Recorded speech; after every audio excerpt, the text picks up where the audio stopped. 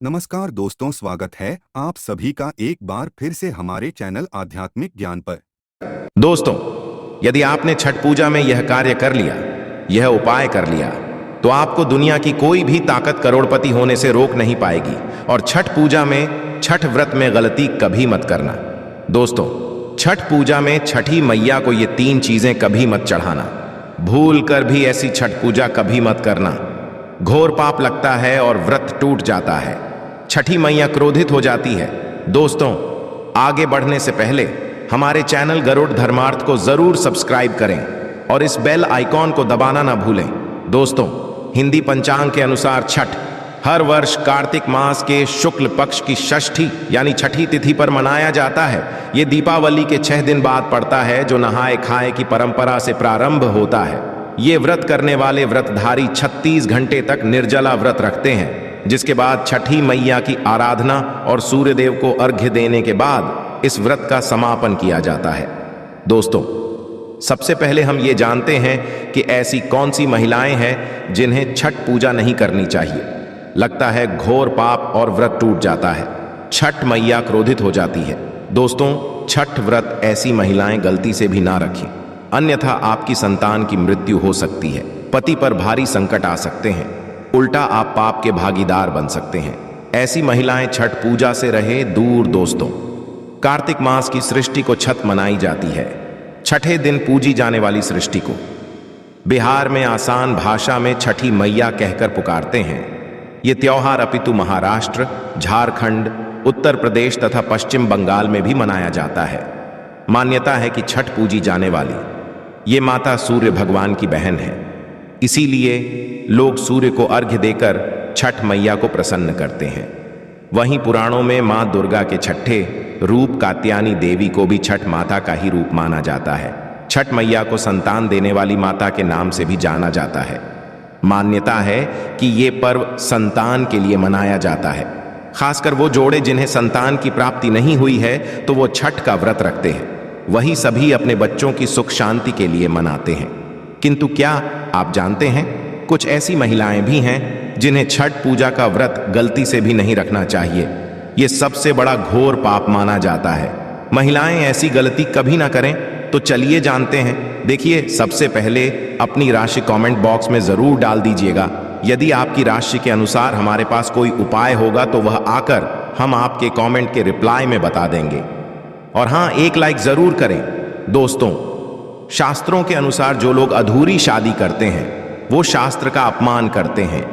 अधूरी शादी जैसे कि कोर्ट मैरिज और शादी के बिना ही संतान की उत्पत्ति कर देना सबसे बड़ा पाप है।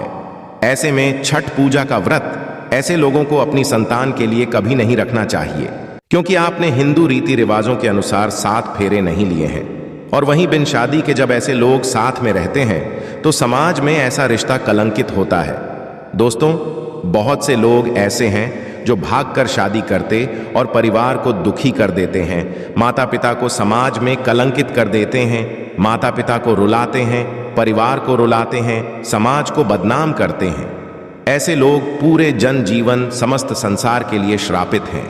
देखिए, परिवार को रुलाकर हमेशा रिश्ते अनर्थ ही होते हैं, रिश्ते जुड़ते नहीं हैं। इसीलिए जो लोग भागकर शादी करते हैं और कोर्ट मैरिज कर लेते हैं, 7 फेरे नहीं लेते हैं, हिंदू रीति रिवाज के साथ शादी नहीं करते, विवाह नहीं करते, तो के लिए ये व्रत उचित नहीं है। 7 फेरे का मतलब होता है आपने अग्निदेव का आशीर्वाद लिया, 33 कोटि देवी देवता का आशीर्वाद लिया, माँ बाप का आशीर्वाद लिया, परिवार का आशीर्वाद लिया, समाज को सम्मान दिया। मतलब अब आप पूज्य योग्य हैं, आप भगवान की सेवा कर सकते हैं, आप कोई भी व्रत आदि घमंड के साथ कर सकते हैं। यदि जिस स्त्री को हल्दी ना लगी हो, जिस पुरुष को हल्दी ना लगी हो, ऐसा विवाह भी अशुभ होता है। शादी में हल्दी जरूर आना चाहिए, तभी ही आप व्रत आदि रख सकते हैं, पूजा पाठ कर सकते हैं, किसी भी मांगलिक कार्य में आप शामिल हो सकते हैं। इसीलिए ऐसी स्त्री किसी भी धार्मिक कार्य में तभी सफल व शामिल हो सकती हैं जब वो अग्नि के 7 फेरे ले लें। ऐसी शादी को ही शास्त्रों में सर्वश्रेष्ठ माना जाता है। ऐसे में यदि आपकी अधूरी शादी है तो आप छठ पूजा कभी ना करें।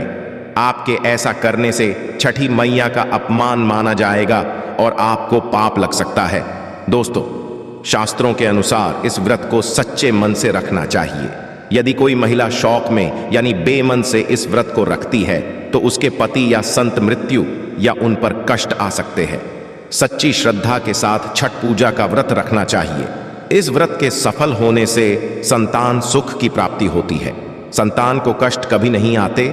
छठी मैया करती है रक्षा, घर परिवार होता है खुशहाल। जो लोग छठ पूजा करते हैं तो छठी मैया उनके इर्द गिर्द, उनके घर के आसपास सदैव घूमती रहती है, उनकी रक्षा करती है, उनकी संतानों की रक्षा करती है।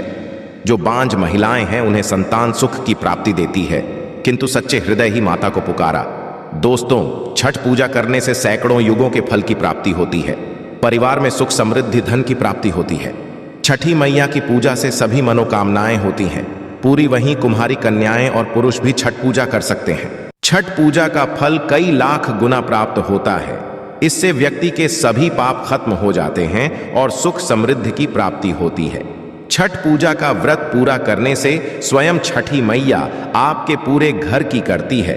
दोस्तों, अब ये भी जान लेते हैं कि छठ मैया को ऐसी कौन सी 3 चीजें हैं जो नहीं चढ़ानी चाहिए, भयंकर पाप लगता है। दोस्तों, नंबर 1, सूर्य भगवान को अर्घ्य देने के लिए तांबे का लौटा ही प्रयोग करें, किंतु भूलकर भी चांदी, स्टील, शीशा और प्लास्टिक के बर्तन से अर्घ्य नहीं देना चाहिए, इससे व्रत टूट सकता है। दोस्तों, नंबर 2, व्रत के दौरान घर में कभी भी मांसाहार ना बनाएं और ना ही परिवार में किसी को खाने दें। जो लोग इस दिन लहसुन प्याज का खाना बनाते हैं और खाते हैं तो छठी मैया उल्टा बर्बाद कर देती है, श्राप दे देती है। इस दिन छठी मैया को भोग लगता है, तो घर में यदि आपके परिवार में किसी ने व्रत रखा है तो आप भी लहसुन प्याज का इस्तेमाल ना करें। आप किसी और दिन को खा सकते हैं, किंतु मांस, मदिरा, लहसुन, प्याज आदि ना खाएं। मान लीजिए छठ व्रत आपकी बहन ने रखा है और आप दूर भी रहते हैं, तब भी आप लहसुन प्याज ना खाएं, नहीं तो उनका व्रत टूट सकता है। साथ ही साथ व्रत के दौरान घर में मदिरा आदि या धूम्रपान भी नहीं करना चाहिए। दोस्तों, 3 छठी मैया का प्रसाद बहुत ही शुद्धता के साथ बनाया जाता है। उनका प्रसाद हमेशा ऐसे चूल्हे पर बनाएं जिसे ताजी लेप आ गया हो। यदि गैस पर बना रहे हो तो गैस स्टोव को अच्छी तरह से धो लें। पहले से बने चूल्हे पर कभी प्रसाद ना बनाएं, इसके लिए नया चूल्हा ही बनाएं। दोस्तों, नंबर 4, सूर्य को अर्घ्य देने से पहले कभी भी भोजन ग्रहण ना करें, घोर पाप लगेगा। व्रतधारी लोगों को पहले और दूसरे दिन सूर्य को जल देने के बाद ही भोजन करना चाहिए। नंबर 5, छठी मैया से मांगी मन्नत यदि पूरी जाए तो आपको अपनी मन्नत का पूरा होने की खास पूजा जरूर करनी चाहिए, अन्यथा मैया के प्रकोप का सामना करना पड़ सकता है। नंबर 6, छठ का व्रत करने वालों को जमीन पर 4 दिन तक सोना चाहिए। छठ पूजा वाले कमरे में ही अपना आसन लगाना चाहिए। ऐसे में आपको छठ मैया का ध्यान करते रहना चाहिए। इससे माँ आपके व्रत को संपूर्ण करती है और कोई भी विघ्न बाधा नहीं आती है। नंबर 7, जिस जगह पर प्रसाद बन रहा हो वहां साधारण भोजन भी नहीं बनाना चाहिए, साथ ही उस स्थान पर खाना भी वर्जित है। दोस्तों, नंबर 8, प्रसाद बनाते हुए नमक का हाथ भी किसी पूजा की वस्तु या प्रसाद से नहीं छूना चाहिए। दोस्तों, नंबर 9, पूजा के दौरान अपनी वाणी को बुरी बातों से थोड़ा दूर रखें। जुबान पर गंदे विचार भी नहीं लाना चाहिए। छठी मैया का आशीर्वाद पाने के लिए मन में गंदे विचार नहीं लाने चाहिए। नंबर 10, घर में पूजा के दौरान झूठे बर्तन और गंदे कपड़ों का ढेर बिल्कुल नहीं होना चाहिए। इससे छठी मैया क्रोधित हो जाती है और व्रत टूट जाता है। छठी मैया को साफ सफाई बहुत पसंद है। व्रत के दौरान अपने घर को साफ सुथरा रखें और गंगा जल से छिड़काव जरूर कर लें। इससे पूरा घर पवित्र हो जाता है और छठी मैया का आशीर्वाद प्राप्त हो जाता है। दोस्तों, आज हम आपको छठी मैया की कृपा पाने के लिए एक ऐसा उपाय बताएंगे जिससे आप सबसे जल्दी करोड़पति हो जाओगे। यदि आपने यह उपाय कर लिया तो आपको दुनिया की कोई भी महाशक्ति, कोई भी व्यक्ति करोड़पति होने से, धनी से धन, ऐश्वर्य, प्रगति, सौभाग्यशाली, उत्तम जीवन साथी, धन संपदा, सकारात्मक ऊर्जा प्राप्त करने से कोई नहीं रोक पाएगा। यह उपाय आप कॉपी पेन पर लिखकर रख लें, आपके बहुत काम आएगा।